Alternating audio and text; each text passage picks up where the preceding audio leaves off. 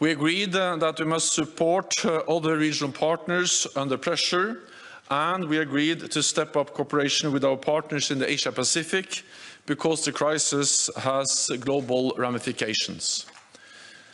Allies utterly condemned the horrific murders of civilians we have seen in Bucha and other places recently liberated from Russian control.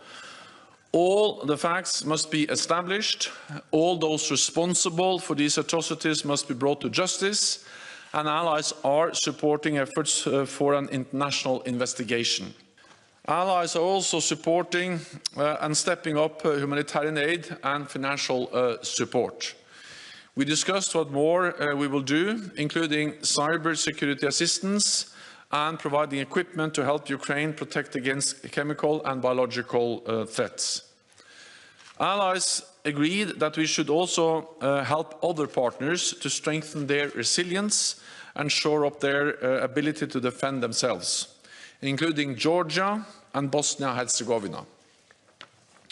For Georgia, we could increase our support through the substantial NATO-Georgia package, including in areas like situational awareness, secure communications and cyber. For Bosnia and Herzegovina, we could develop a new defense capacity building package. Any assistance would be tailored, demand-driven and delivered with the full consent of the countries concerned. Today, we were also joined by Georgia, Finland, Sweden and the European Union, as well as NATO's Asia-Pacific partners, Australia, Japan, New Zealand and the Republic of Korea.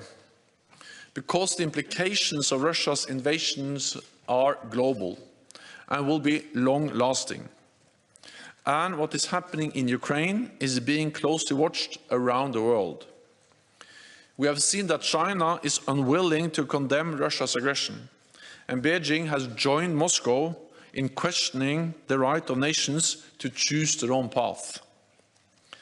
This is a serious challenge to us all, and it makes it even more important that we stand together to protect our values. NATO and our Asia-Pacific partners have now agreed to step up our practical and political cooperation in several areas, including cyber, new technology, and countering disinformation. We will also work more closely together in other areas such as maritime security, climate change and resilience, because global challenges demand global solutions.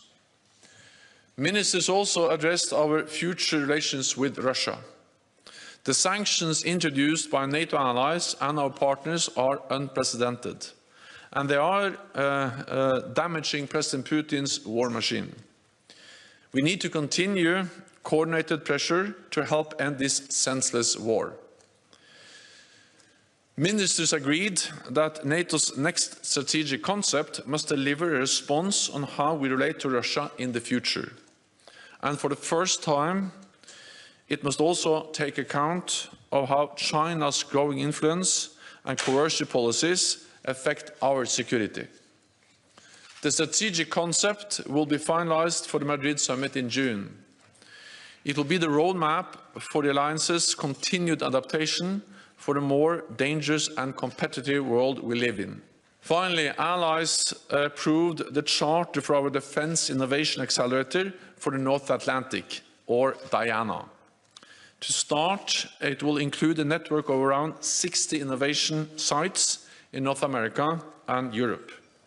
Working with the private sector, academia, allies will ensure that we can harness the best of new technology for transatlantic security.